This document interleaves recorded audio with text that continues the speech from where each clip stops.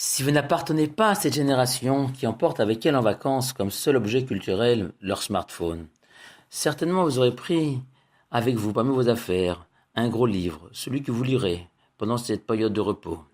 Un cardiologue m'expliquait récemment que la médecine cardiaque avait prodigieusement évolué en quelques décennies.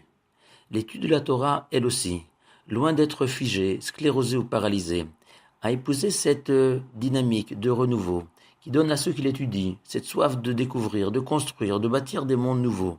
Ce lundi 14 août, nous célébrerons l'anniversaire du décès de Rabbi Chaim de Brisk, celui qui fut le directeur de la grande yeshiva de Vologine à la fin du XIXe siècle, dont on raconte au sujet de sa bonté qu'il y avait tellement d'invités, d'hommes de passage, de pauvres dans sa maison, que les artisans, les commerçants, accrochaient à ses murs de sa maison des petites annonces. Mais ce Rav a été surtout un formidable novateur dans sa manière de comprendre, d'analyser, de transmettre la Torah, un véritable révolutionnaire dont le monde des yeshivot s'inspire jusqu'à aujourd'hui. Dans notre paracha de Ekev, Moshe raconte comment suite à la faute du veau d'or, il a laissé glisser les tables de la loi entièrement d'origine divine et comment les lettres se sont envolées vers le ciel. Mais le Midrash rajoute que les lettres n'ont pas définitivement disparu. Elles restent suspendues au-dessus de nos têtes et qu'il appartient à partir des deuxièmes tables de la loi, d'origine beaucoup plus modeste, d'essayer de rejoindre, d'atteindre ces lettres au potentiel infini.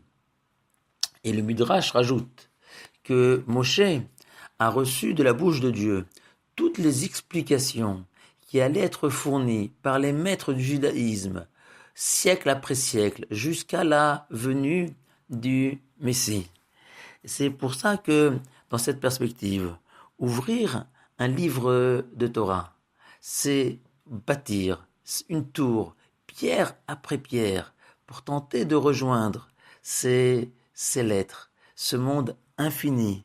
C'est jeter une passerelle au-dessus des siècles, au-dessus des temps, pour rejoindre les cimes infinies du mont Sinaï. C'est la raison pour laquelle, chaque fois que j'ouvre un livre de Torah, j'éprouve cet sentiment, cette sensation de renouveau. Alors, même si le prix Renaudot, le prix Goncourt sont louables, je préférerais encore le prix du Mont Sinaï. Il reste à mes yeux le livre le plus passionnant. Shabbat Shalom et bonne lecture et bonnes vacances à vous tous.